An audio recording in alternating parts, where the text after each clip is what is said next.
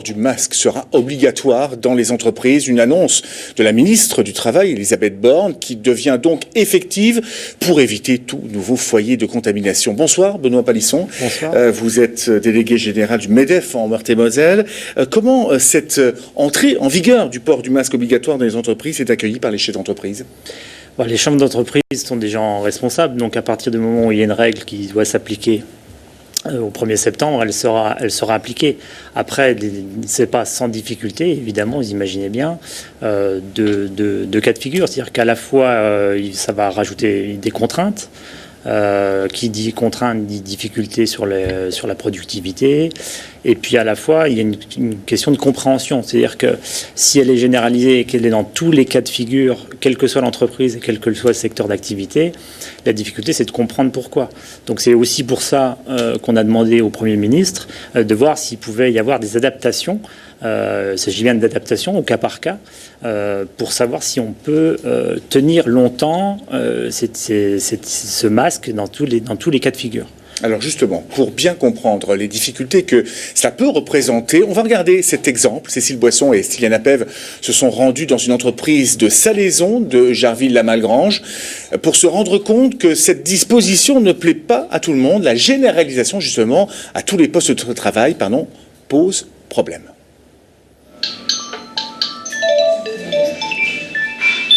Jenna de Salaison-Benz, bonjour. Alors, je vous ai pas bien entendu, vous pourriez répéter s'il vous plaît? Pendue au téléphone, c'est comme ça que Fiona passe une bonne partie de ses journées pour enregistrer des commandes.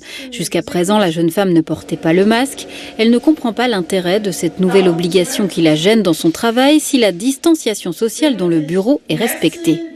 Moi, le matin, j'ai vraiment beaucoup de commandes à faire. Des fois, j'ai même plusieurs personnes au téléphone afin d'avoir la commande.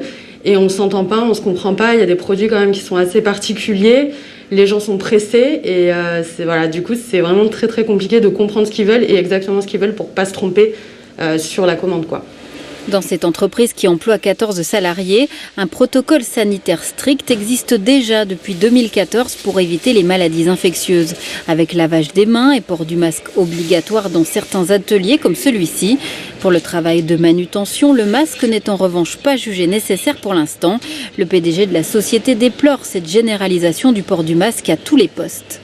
Nous, le port du masque, si vous voulez, c'est autant que faire se peut.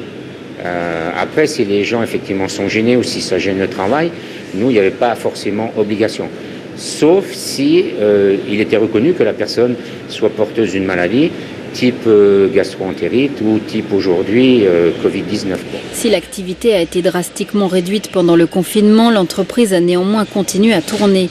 Elle n'est pas à ce jour en difficulté financière, mais son dirigeant estime que des assouplissements sur le port du masque seront nécessaires pour continuer à travailler dans de bonnes conditions. Alors c'est clair, ce port du masque il est rendu obligatoire pour éviter tout reconfinement qui serait catastrophique sur le plan économique. Vous avez rencontré avec d'autres responsables du MEDEF, Jean Castex, le Premier ministre. Est-ce qu'il vous a rassuré sur ce plan de relance à venir ?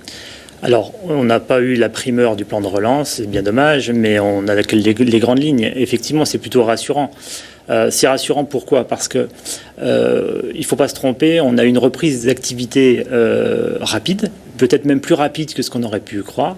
Maintenant, reprise d'activité, ça ne veut pas dire reprise économique. On veut savoir si c'est pas en trompe-l'œil. Il faut comprendre que la reprise d'activité s'est faite sur les anciens carnets de commandes. Je pense au bâtiment, je pense aussi à la production industrielle. Il y a des secteurs économiques qui sont encore en grande difficulté, qui sont sous perfusion en ce moment. Je pense qu'il y a beaucoup d'entreprises qui sont encore sous perfusion, des secteurs d'activité plus que d'autres. Effectivement, si on parle de l'événementiel, de la restauration, eux sont en grande difficulté. On est sur des pertes de chiffre d'affaires de l'ordre des fois de 90%. Donc ça, c'est très compliqué. Donc on attend beaucoup du plan de relance. À la fois Jean Castex, mais on avait aussi l'intervention de Bruno Le Maire qui nous disait ce plan de relance, il faut qu'il puisse avoir des effets très rapides. Effectivement, il faut qu'il y ait des effets très rapides pour que les carnets de commandes repartent. Voilà. On a des inquiétudes sinon sur l'emploi. S'il n'y en a pas vraiment un effet sur le plan de relance, on peut être un petit peu inquiet sur l'emploi.